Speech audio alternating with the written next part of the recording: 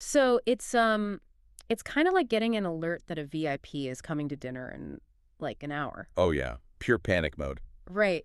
And the panicked task taker just throws a frozen pizza in the microwave. Yep. Bare minimum. Exactly. But the strategic creator, they order really great takeout, but they plate it beautifully. They set the table, pour the wine. It's all about the presentation. Yeah. It's not necessarily about working harder, it's about delivering a finished, completely frictionless experience. So, welcome to today's deep dive. We are digging into your notes on the communication philosophy of Aries Chan today. Which is such a fascinating framework. It really is. And our mission for you listening is to, well, unpack how you can transform from that panic task taker into an indispensable strategic creator, especially when the clock is ticking. Yeah, because Chan's framework really, it completely flips that traditional panic response on its head. It I does. mean, when you're faced with a massive assignment and a 24-hour deadline, the overwhelming urge is to Is just, survive. exactly, you just want to survive the request, do the bare minimum. But Chan argues that playing it safe, delivering exactly what was asked and nothing more, is actually the riskiest move you can make. Which sounds so counterintuitive. So let's anchor this in a real-world, high-stakes case study from the sources. Good idea. We're looking at a situation in the Philippines. This was at a provincial council known as the Sangguniang Panlalawigan, Right. and a staff member there gets notified that they have exactly 24 hours to build a presentation for a public official. And this is ahead of a major student press conference. Which is brutal. A 24-hour turnaround for a public-facing event. Oh, I'd be terrified. Right.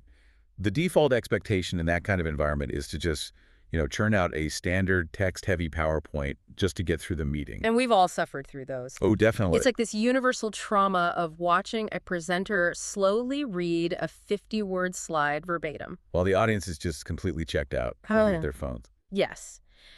But Chan gives this incredibly stark warning about that default reaction. He says a basic slideshow usually, quote, dies the moment the projector is turned off. That's such a great line. It really is. Like, if you only provide exactly what was asked, you are basically guaranteeing your work will be instantly forgotten. Right, because the presentation ends, the audience leaves, and all that late-night scrambling was just for this fleeting moment. Yeah. The true goal shouldn't be to simply make a file. The goal is resonance, making sure the message actually survives the meeting. Okay, but wait. Let's unpack this because I have to push back here a little bit. Sure.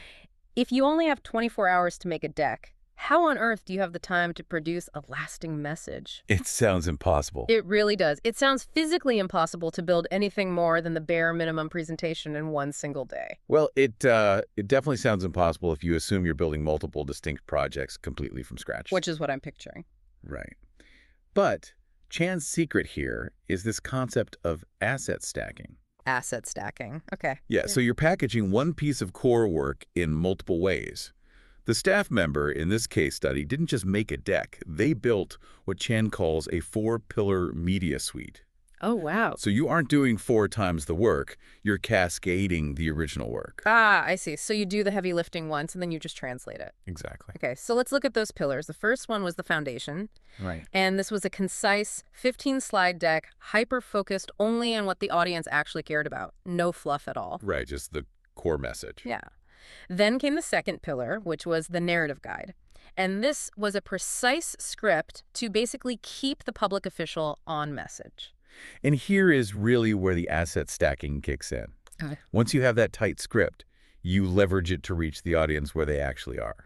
I think I see where this is going. Because if the target audience is a room full of students, Yep. handing them a boring printed PDF isn't going to cut it. I mean, they consume literally everything on their phones. So did the team take that script and turn it into something more like mobile friendly? Precisely. They created the third pillar, which is the audio bridge. Okay. They turned the script into a short, educational audio version. So it was essentially a mini podcast for the students to listen to later on. Oh, that's smart. And then that exact same audio track provided the backbone for the fourth pillar. Let me guess. Video. Yep. The visual explainer, a brief highlight video specifically tailored for social media and, messenger groups. That is wild. So instead of a single, completely disposable file, they created an entire library of professional assets in 24 hours. Yep. They repurposed the script into the audio and then the audio into the video. That shifts the whole dynamic. It really does, and it actually solves the organization's biggest hidden problem. Which is? Friction. That is really Chan's central thesis here. Okay. Your true value in an organization is measured by the friction you remove for your team. Oh, I love that. Right, because when you provide a strategy that people can act on immediately, like, say, having social media clips ready to go without the communications team scrambling to cut them up the next morning, Oh, yeah. That's huge. you aren't just an assistant anymore. You become an absolutely essential asset.